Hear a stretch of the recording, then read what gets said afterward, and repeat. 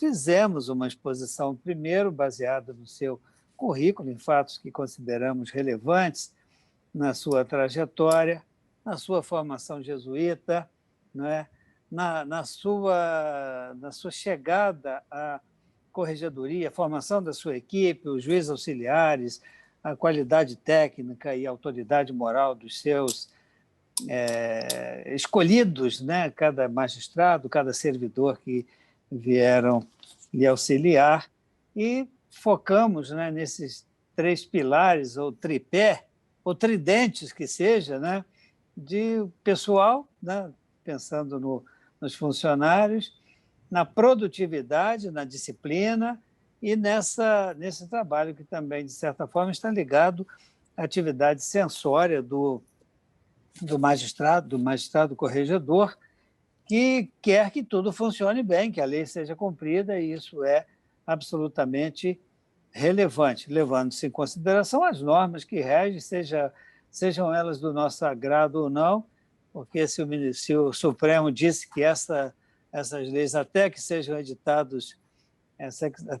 editada a lei orgânica ou o Estatuto da Magistratura, depois desses 32 anos, pelo menos, que são passados e a gente ainda não tem. Aliás, há coisas na Constituição que nós nunca as veremos se tornarem realidade. Mas esse é um outro aspecto. A questão dos princípios que você adota, mesmo que sejam poucos, porque muitos seriam contraditórios, não é? E chegamos, então, a um fechamento, né, do que lhe pareceu relevante, citando os seus caminhos. Eu, com certeza, gosto muito de ouvi-lo e também o faço pensando naqueles que no futuro estarão.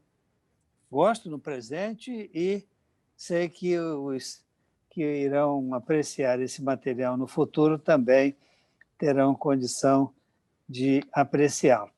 Mas a atividade do corregedor, que é, digamos, vinculada à palavra corrigir, consertar, também traz em si um certo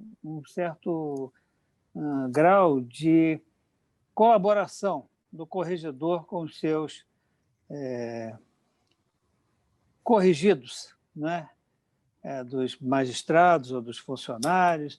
Agora, os magistrados, principalmente, e o pessoal também, os funcionários, eles trazem demandas à corregedoria que, às vezes, são ouvidas pelos corregedores e, às vezes, podem ser atendidos ou não.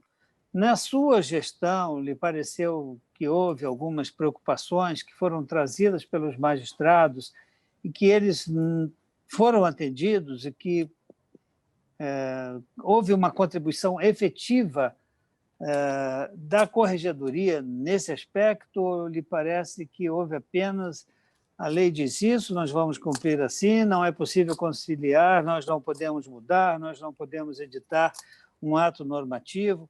Agora há pouco eu conversei com um corregedor de um outro estado e ele estava me dizendo, olha, um juiz me procurou, me pediu que eu alterasse o horário. Então, eu levei isso ao grupo de magistrados lá do meu estado, né, desembargadores, e nós editamos um ato possibilitando que aquelas serventias e aqueles magistrados que estivessem absolutamente em dia com o trabalho, que não houvesse um processo sequer atrasado, uma sentença, um ato qualquer que devesse ser praticado, eles teriam 1 hora a menos do trabalho. Nós tivemos recentemente alguns pedidos formulados por alguns servidores, em razão de, às vezes, acompanharem seus cônjuges ou da necessidade de estarem em outro estado ou em outro país, pedindo para trabalharem sob o regime, isso é um exemplo, do chamado teletrabalho, do home office, como dizem os americanos, os ingleses. Mas houve uma certa resistência, eu acho, que de uma corregedoria anterior à sua, e de tudo muito novo. O próprio CNJ se posicionou um tanto quanto reticente, E, de repente, veio a pandemia, quase que obrigou magistrados e servidores a se afastarem dessa atividade presencial. O que lhe parece, que comentários você gostaria de fazer a respeito desse comportamento da corregedoria colaborativo e desse comportamento, digamos, dessa possibilidade, dessa alteração trazida pela chamada pandemia? Ô, Fábio, essa matéria toda é uma novidade, porque antes de março de 2020, eu lembro bem que havia sessão do algo especial no dia 16 de março de 2020 e que essa sessão foi suspensa. Foi ali que começou esse período que se estende até hoje. E eu vou adiantar, a última vez que eu disse isso, acharam, puxa, não pode, não podemos ficar aqui nesse sistema, temos que voltar presencial. Não é? São pessoas que não sabem analisar o vento e o tempo. Não sabem analisar o vento. Eu dizia na época que, pela lógica, só voltaremos a conversar sobre audiências e sessões presenciais em fevereiro. Isso foi lá por novembro. Aí eu ouvi uma grita, alguns preocupados. Eu não entendo bem porquê, mas eu não sei. Isso só tinha a base num ponto, nos mais objetivos possíveis. Era só ler o Diário Oficial da União. O Supremo Tribunal Federal havia estabelecido que ficaria em sessões por teleconferência até fevereiro.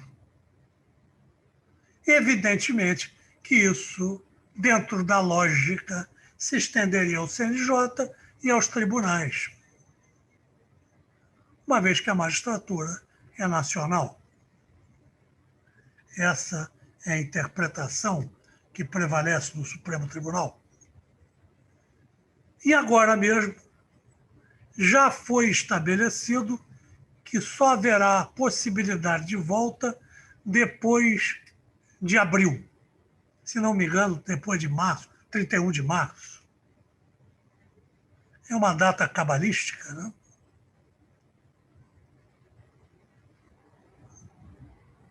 Então é sinal que, pelo menos até o final de março, continuemos assim. Nós não podemos ser tão crentes na lei quando ela confronta o fato. Né? Então, há o dever de presença física dos magistrados nas sessões de julgamento e nas audiências de primeiro grau. Isso está lá no artigo 35.8, se não me engano, da Lei Orgânica da Magistratura.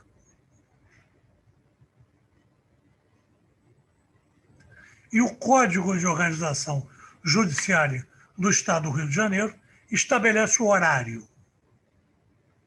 Quer dizer, nós não temos aqui essa perplexidade de outros estados. Nós temos a lei estadual que estabelece o horário de funcionamento dos tribunais de 11 às 19. Então, com a doença, a febre descontrolada, a epidemia que tornou-se pandemia,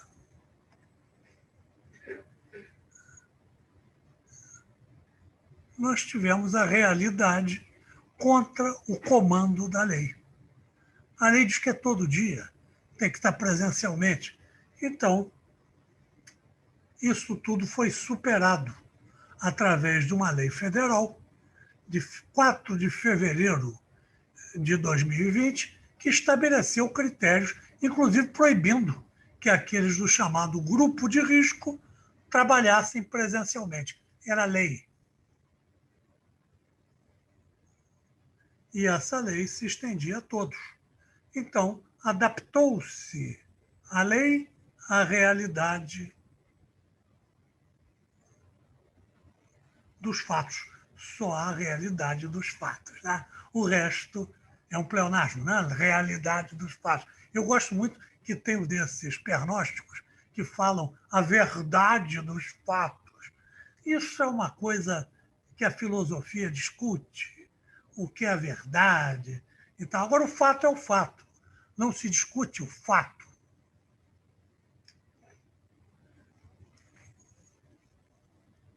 Então, a pandemia é um fato. Não adianta. Então, nós não temos como controlar isso. Daí porque a lei federal de 6 de junho, de 6 de fevereiro de 2020, regulamentou a matéria e estabeleceu até critérios legais de autorizando a ausência ao local de trabalho. Então, isso não nos cabe discutir. Cabe aos tribunais cumprir. Essa matéria objetiva. E dentro daquele critério de que o Supremo Tribunal estabeleceu que caberia ao CNJ estabelecer critérios, aí até o CNJ foi bastante cauteloso. Pelo menos eu lembro bem a prudência do então Corregedor Nacional, ministro Humberto Martins, um homem sábio, que não rema contra a realidade, que deixou a critério das peculiaridades locais isso. Então, o tribunal aqui do Rio de Janeiro, por atos conjuntos da presidência e da corregedoria, uma vez que a presidência tem atribuições quanto a secretarias e órgãos administrativos de segundo grau, e a corregedoria trata das varas propriamente ditas, dos juízos de primeiro grau. Juízo não é juiz. Juízo é juiz, escrivão, oficial de justiça. Juízo. Porque, às vezes, pernosticamente, os juízes se referem. Este juízo, na verdade, eles não estão dizendo que é a vara, eles estão se referindo a eles. E tem até uma desembargadora, ela escreve os seus votos e, às vezes, suas decisões monocráticas como se fosse da família real. Não é? Esta relatora, assim é o rei que se refere a si mesmo, na terceira pessoa. Não é? É o chamado plural majestático. Isso é uma coisa que as escolas de magistratura deveriam trabalhar melhor. Não é? É ensinar os juízes a terem um pouco de senso de ridículo e de não se manifestarem, ei, por bem decidir. Eu conheço casos, eu vejo isso no dia a dia de juiz de sentenças, de julgar sentenças, que é a finalidade do segundo grau de jurisdição, dos desembargadores, é julgar sentença, ver se elas se adaptam aos fatos e à lei, e à jurisprudência dos tribunais que interpretam a lei. Isso está na Constituição, é assim que deve ser feito. Então, nós temos que ver que essa história do home office, que antes era um privilégio, que era manipulado com muita habilidade política pelos mandarins daquela época. Quando eu digo daquela época, é a época anterior ao 16 de março, quando começaram a vigir as resoluções que passaram a tratar do sistema de home office como maneira da justiça continuar funcionando. Porque se há um serviço essencial, um deles é o de dizer o direito sob pena de nós voltarmos às cavernas. Então, a partir de março, o home office, que eu era sou um, não agora, porque agora está previsto nas normas decorrentes do Covid. Eu tenho uma vontade com isso. Porque havia uma distorção. Nós tínhamos funcionários em vilegiatura pelo exterior, sem preencherem os requisitos que as normas do CNJ traçavam para obtenção dessa atividade em condições privilegiadas. Eu estou falando de antes do Covid. Depois do Covid, nós temos a lei federal. Eu não estou lembrado do número da lei, é 13.000 e alguma coisa, mas é do dia 6 de fevereiro de 2020. Aí passamos a ter lei. Se tem lei, eu não discuto. Cabe cumprir a lei. Mas antes havia uma manipulação. Eu mesmo, quando assumi a corregedoria, cacei alguns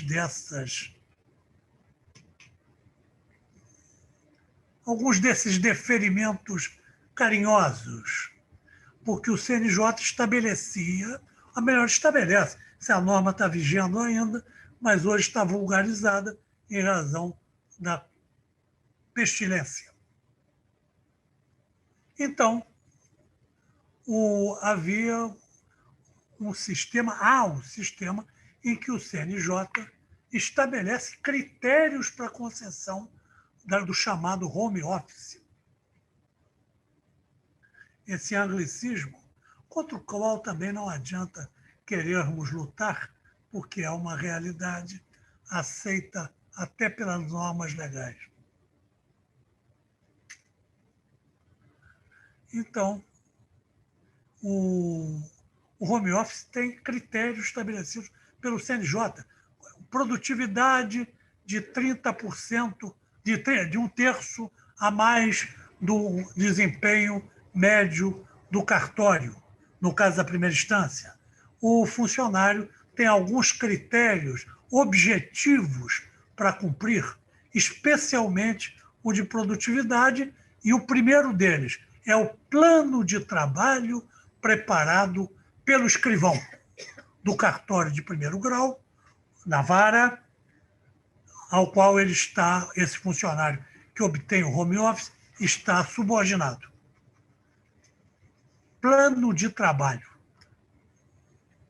Não é agir como um profissional liberal autônomo, que vai trabalhar a hora que quer, sem nenhuma disciplina ou subordinação a um órgão supervisor, no caso, o chefe da secretaria do juízo. Eu gosto muito do nome centenário, quase milenar, de escrivão, que vamos buscar lá nas ordenações do reino, antes de Dom Manuel. No tempo que os Garcês eram os mais veleiros portugueses, naquele tempo versados em lei. Isso é uma quadrinha. Falando de Dom Afonso Garcês, o mais veleiro português, naquele tempo versado em leis. Isso lá no século XIV. Então, no tempo de Dom Afonso. Então, essas coisas todas nós temos que ver sob esse prisma, sem os exageros. Eu sou contrário a home office, vamos esquecer a pandemia, sem que se observe rigorosamente os critérios do CNJ, que fundamentalmente são dois. É o plano de trabalho organizado pelo escrivão da vara e depois a produtividade, que será fiscalizada pelo escrivão e pelo juiz da vara. Então, esses são os critérios, são bastante objetivos, não dói em ninguém. Agora, temos que chegar agora a uma conclusão prática, que é justamente a agilidade que esse sistema de trabalho à distância permitiu. Inegavelmente, para os servidores e para os magistrados, eu estou esquecendo aqui a Covid. Eu sou um otimista. Dizem que otimista é a pessoa mal informada. Mas aí eu prefiro me basear no senso comum. Os grandes interesses financeiros envolvidos não podem permitir que o mundo continue parado. Por isso é inexorável que nós sairemos dessa crise trazida pela gripe, por um motivo meramente de mercado, capitalista. Nós não podemos manter países fechados, a produção suspensa. Isso é só andarmos pelas ruas, do centro, da Zona Sul, nos lugares onde há comércio, e vermos, nesses lugares de mais fácil acesso da fiscalização, as lojas, os estabelecimentos mercantis fecharam, faliram ou fecharam as portas e não voltarão. Nos locais de mais difícil fiscalização, como os bairros populares, o comércio normalmente atípico, irregular, de facto, continua funcionando redondo. Não tem como controlar as chamadas forças de mercado. Daqui a pouco vão dizer que eu sou comunista. Atenção, eu sou um homem lido. Eu leio von Mises. Atenção, von Mises era judeu, hein? Atenção, hein? Atenção, antes que digam que eu não gosto de judeus. Entendeu? Eu sou um leitor de von Mises. Aliás, fui levado ao conhecimento de von Mises pelo meu professor e depois ministro do Supremo, Oscar Dias Correia, que sempre me tratou com alguma deferência, porque o meu avô materno foi colega dele na Câmara Federal. Ambos eram da bancada da União Democrática Nacional, a UDN. Então, ele sempre me tratou com alguma atenção no segundo ano da Faculdade de Direito do Catete, da chamada UEG, por isso. E ele me introduziu aos estudos de von Mises, porque ele tinha uma visão de capitalismo mineiro, não é? Que é o capitalismo mineiro é um sarcasmo dos mais pesados, né? Que ele não aceitava a influência do Estado, especialmente na área tributária. Entendeu? Esse é o capitalismo mineiro. É a força do mercado sem o controle tributário. Isso gera revoluções de 1720, 1789, a Revolução de 30 e por aí vai. É a aversão do capital do campo agrícola, mineiro, ao imposto, ao tributo, que gerou essas revoluções. Então, voltando ao ponto, a força do mercado vai trazer o fim da Covid, através de vacina e através disso aí. Hoje está muito politizado, a gente fica assim um pouco perplexo, o que vale, o que não vale, não é? O que não é, mas o bom senso, aquilo que poucos pedem a Deus para ter, não é? Eu, como sou um católico, eu às vezes peço a Deus, eu não gosto de procurar Deus na hora da dor de cabeça. Eu gosto de procurá-lo quando os outros normalmente não o fazem.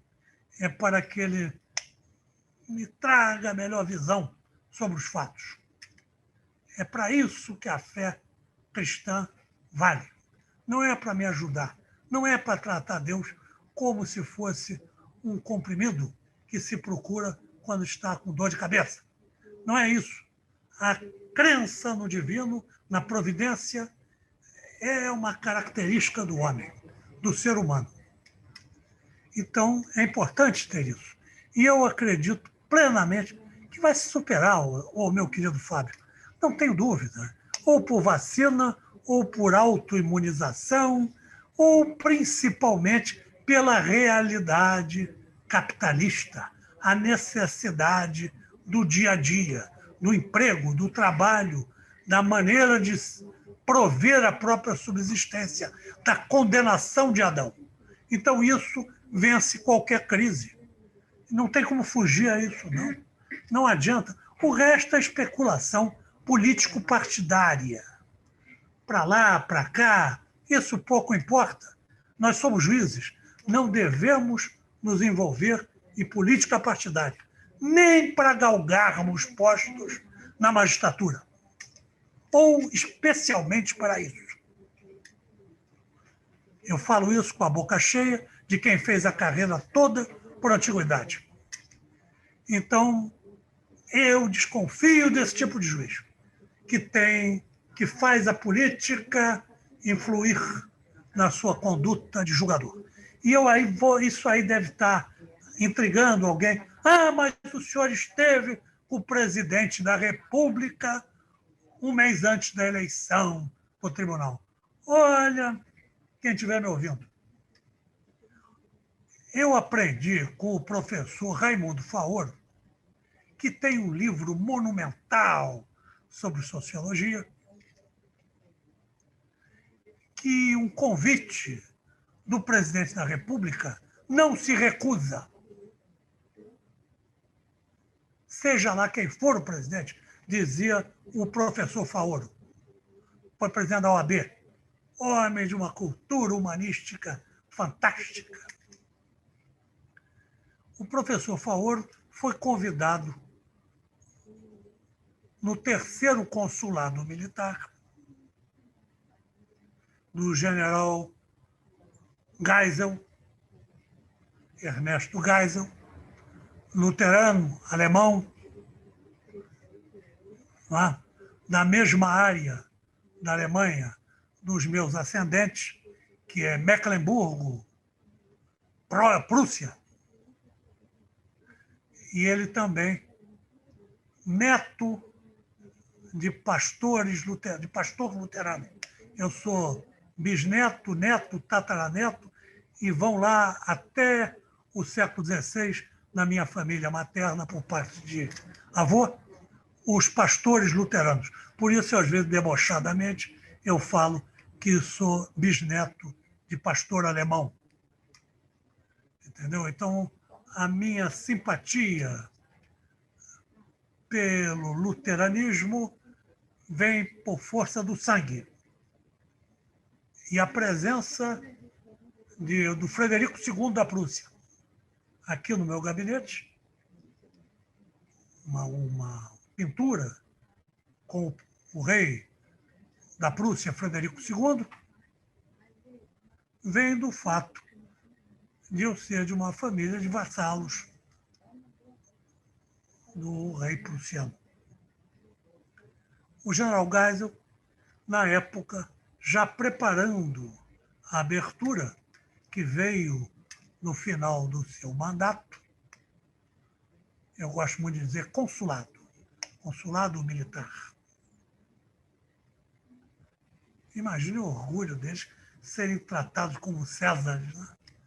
Então, esses juízes, esse presidente, o general Geisel, convidou o presidente da OAB, que era o professor Faoro, Raimundo Faoro, para ir conversar com ele no Palácio Planalto. E ele era um opositor do regime. Quer dizer, era um opositor que era chamado pelo presidente da República para conversar sobre o Brasil e aquela situação que nós vivíamos na pré-anistia, na descompressão que o general Geisel estava fazendo. E, ao ser cobrado pelos patrulheiros ideológicos, o doutor Faoro disse essa frase que eu outro dia me referi a um desses invejosos, né? Eu tenho certeza que se ele recebesse um telefonema à tarde do presidente da República, ele, excelência, se desmancharia em rapapés.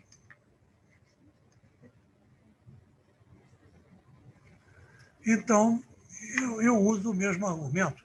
Eu fui lá porque não se diz não ao presidente da República, a um convite para conversar com o presidente da República. Eu posso dizer duas coisas importantes sobre isso. Primeiro, que o presidente, em momento algum, conversou sequer sobre o nome do filho dele, que responde a uma ação penal aqui, não recebida ainda, mas já denunciado no órgão especial. Em momento algum. O presidente é basicamente um homem educado. E estava em companhia de dois generais que eu conheço, homens educados, generais de 4 estrelas, de alto gabarito, o general Heleno e o general Braga Neto. Em momento algum, tocou-se nesse assunto de filho. Ele apenas conversou 2 horas e 20 comigo sobre generalidades do poder e do exercício do poder. Talvez Sua Excelência me superestimou, me tratando assim como se eu tivesse algum conhecimento além daquele que eu tenho como um leitor compulsivo. Eu nunca tive tempo para me dedicar a estudos formais, que hoje são normais, todos, né, são doutores e mestres. Eu sou de um tempo que quem queria fazer vida universitária fazia concurso para livre docente das faculdades. Isso aí, de mestrado e doutorado, começou por macaquice em relação aos americanos nos anos 90. Eu me formei em 73. Naquela época, aí eu vou lembrar, essa é boa. O Pinheiro Machado era um senador do Rio Grande, pica-pau, né? Do Partido Republicano, do doutor Júlio de Castilhos, e era o condestável da República, no início da República. O Pinheiro Machado, num debate com o Rui Barbosa de Oliveira era um tribuno, Pinheiro Machado era um tribuno mais no estilo romano e gauchesco. O Rui Barbosa era mais chegado à pedanterie, ao pedantismo afrancesado. Então, houve um debate no Senado, os dois eram senadores, e no qual o Rui Barbosa, que era liberal em relação ao senador Pinheiro Machado, fez reparos quanto ao português do gaúcho. E o Pinheiro Machado rebateu: enquanto Vossa Excelência, senador Barbosa, aprendia a falar bonito na corte era o Rio de Janeiro, eu estava na fronteira defendendo as lindes da pátria contra os castilhanos. E ele não usou o gauchismo de se referir a argentinos e uruguaios e paraguaios como castilhanos, quer dizer, que vem de Castilha, no Planalto Espanhol, o Reino de Castilha.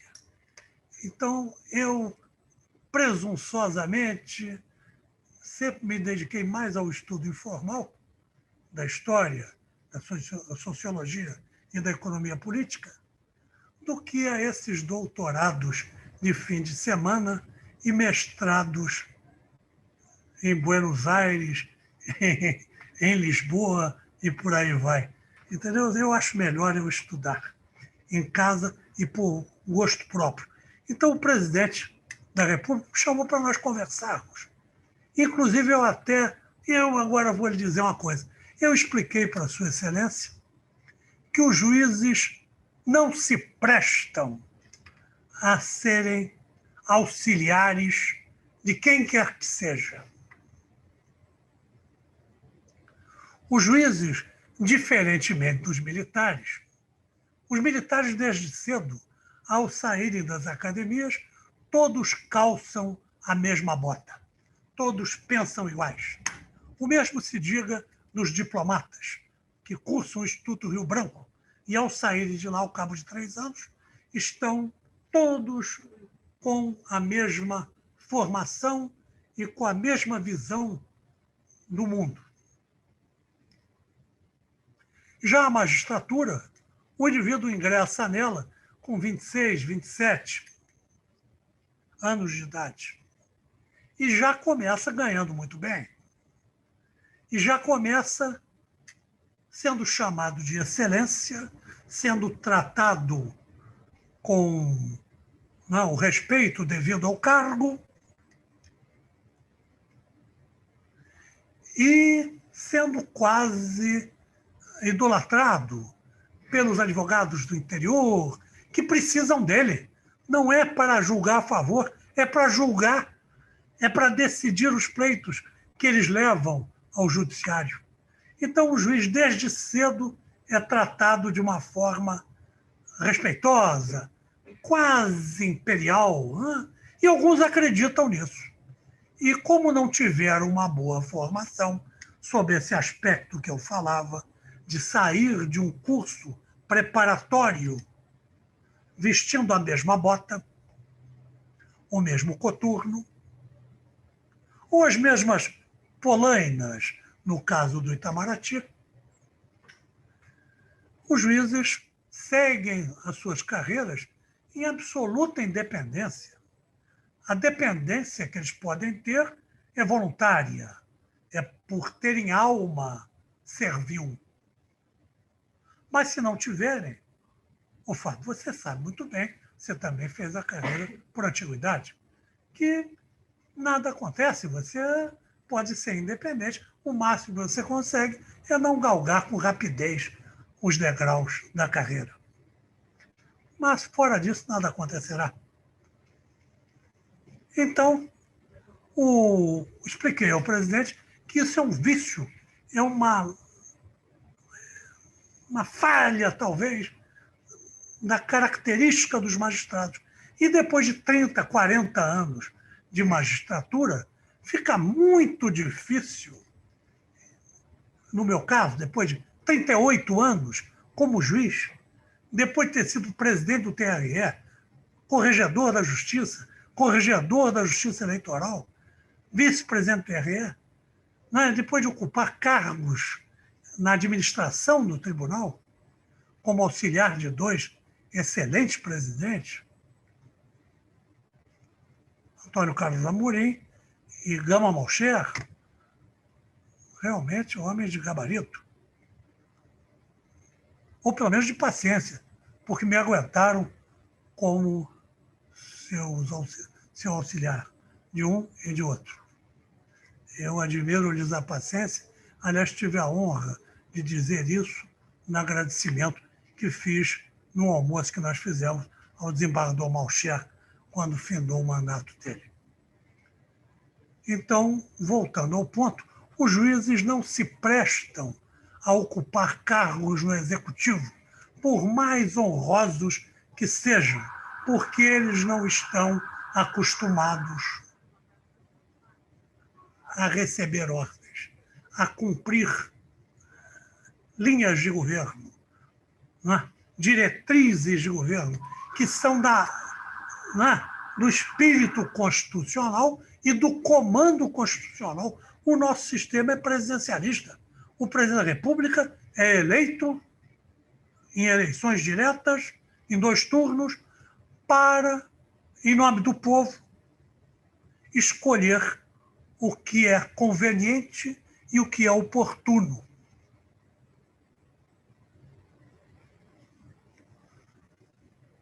Então, ele não deve ter como seus auxiliares ou subordinados magistrados, porque não serão bons auxiliares, nem muito menos bons ministros ou diretores gerais, ou seja lá o que for. Juiz deve ser apenas juiz. Não há coisa mais lamentável do que assistir um magistrado, depois de aposentado, né? Vir aqui nos gabinetes defender interesses privados, né? Vir aqui trazer petições para requerer. Ah, não adianta. Eu sou especialista. Estão me chamando a atenção aqui que eu estou estourando o tempo, mas o presidente do Estudo dos Magistrados ainda não me cortou. E depois ele edita. Então, e essa entrevista até que tá boa, né? Porque eu falo cada coisa, né? Depois eu até fico com medo. É excelente. O que você achar que deve ser cortado, você avisa. Mas Mas até não agora eu não corte vi nada. nada. Eu sou responsável por tudo que falo. Entendeu? Com E não me certeza. intimido. O meu querido. Isso. Então, eu não estou entre aqueles que dizem, fui induzido a erro. Nunca ninguém induziu a nada. Onde eu estou em comando, eu sou o único responsável. E se alguém fizer errado, eu sou o culpado que escolhi mal. Eu fui treinado assim. O senhor foi militar? Não, eu fui aluno jesuíta. O treinamento jesuíta é de uma academia militar do século XVI. É a obediência cega. Não tem meio termo. É sim, senhor, e quero ir embora. Acabou. Isso é muito bom. Na época que a gente está lá, a gente fica com muita raiva. Mas depois a gente vê no futuro como isso nos ajuda.